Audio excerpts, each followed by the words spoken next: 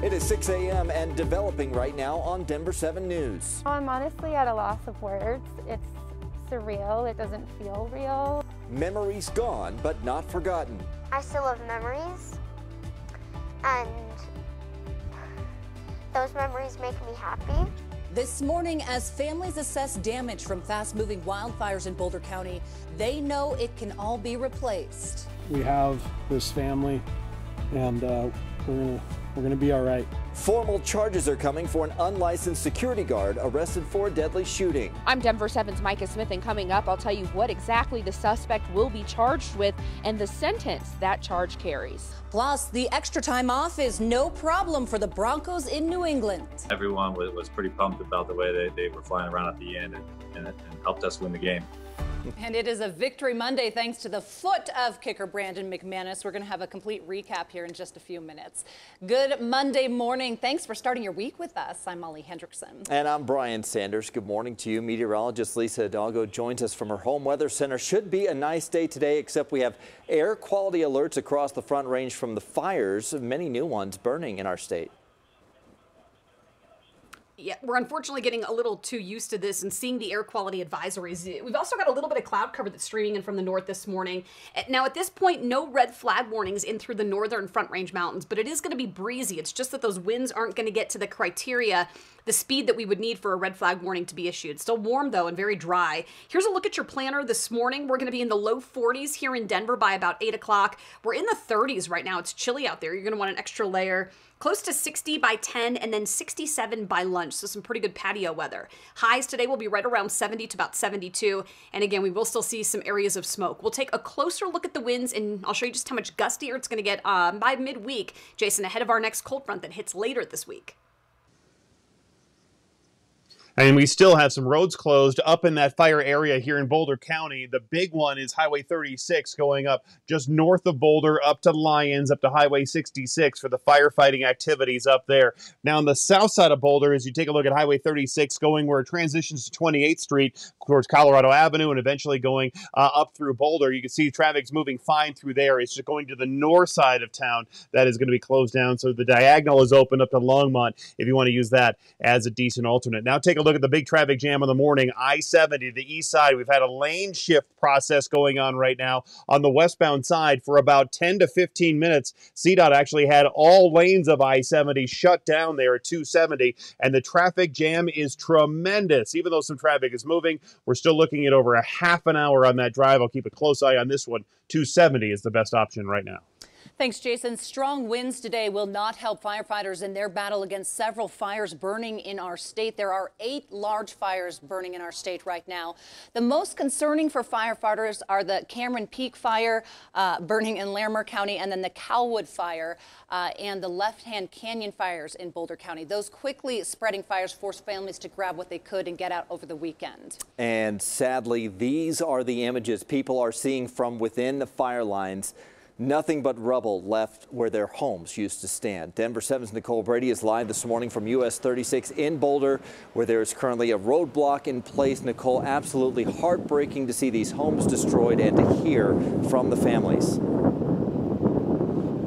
Yeah, these families have lost everything, Brian, and others are wondering if they have anything to go back to this morning. And we know that past this roadblock, just a few miles up, these are where the homes have been lost. The area currently under an evacuation order covers 1,600 homes, 3,000 people impacted, 3,000 people who were forced to flee on Saturday.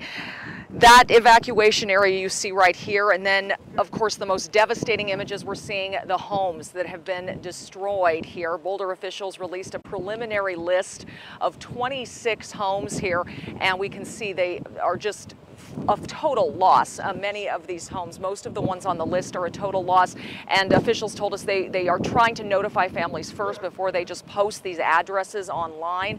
We spoke to the Walsh family who lives in one of the neighborhoods that's had so much destruction. Taylor and Courtney Walsh only had minutes to grab their 2 children and whatever belongings they could. Right now, I still have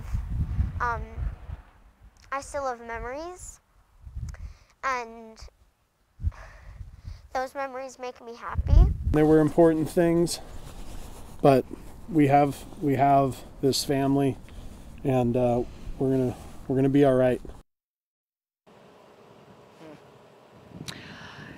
And we know today they'll be trying to prevent more homes from being lost. Firefighters plan to resume some intense operations today to battle this fire. They were not able to fly yesterday. Hopefully that could change today, but they say this is a difficult fire to fight. The rocky, steep terrain makes this one especially difficult for crews.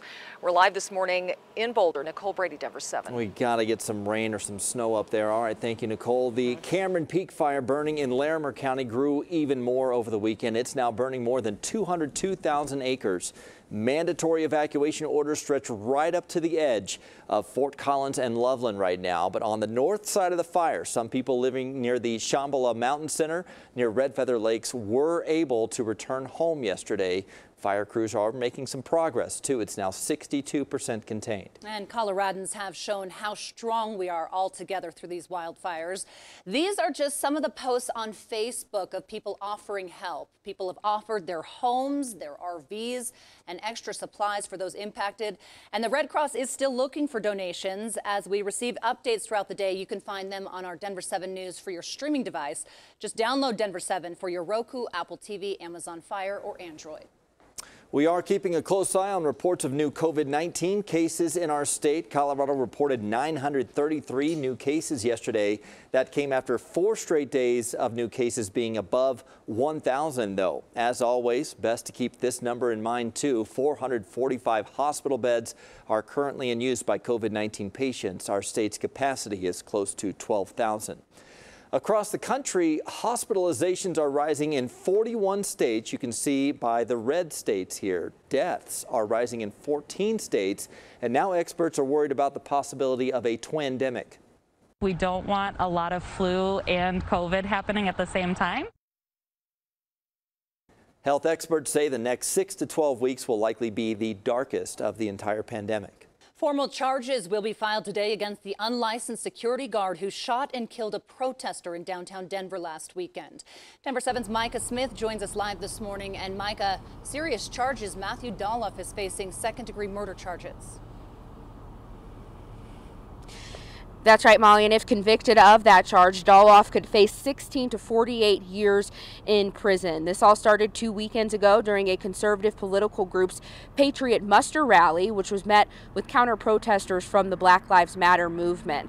According to an affidavit, 49-year-old Lee Keltner, who was protesting on the Patriot Muster side, got into an argument with Doloff and a 9 News producer who Doloff was guarding. After that, that affidavit says Keltner slapped Doloff on the side of the head, and that is when Doloff drew his gun from his waistband. Doloff shot Keltner as Keltner began to use his pepper spray. Keltner was later pronounced dead at Denver Health Medical Center. Doloff was hired as a private security guard for 9 News through a security company called Pinkerton. Pinkerton says he was a contractor, not a full-time employee. 9 News says they requested an unarmed security guard through Pinkerton, and Pinkerton is a company that Denver7 has used on occasion, with the company supplying Doloff as a contractor as well. However, Doloff was not licensed to operate as a security guard or carry a gun on the job within the city of Denver. He was originally being held on suspicion of first-degree murder, which would have held a mandatory life sentence if convicted. But according to District Attorney Beth McCann, he will be charged today with second-degree murder. Reporting live, Micah Smith, Denver7. Thank you, Micah. More than 2 weeks off and having the game postponed not once but twice may have played right into the Broncos' hands. The Broncos left New England yesterday with their 2nd straight win thanks to the foot of kicker Brandon McManus. He notched 6 field goals in the game, 2 from beyond 50 yards, which amounted to all of the Broncos' points. They went on to beat the Pats 18-12. It has been like this for a long time. Like, here we go again. Geez, in Denver, we can't ever, play with the lead and finish it. So, but there was an energy. There was such a flying around from the defense, and they kind of took that challenge on themselves, kind of like I did today. So McManus got the game ball from Coach Vic Fangio. Up next is a showdown with the division rival and defending champ Kansas City Chiefs Sunday at Empower Field at Mile High.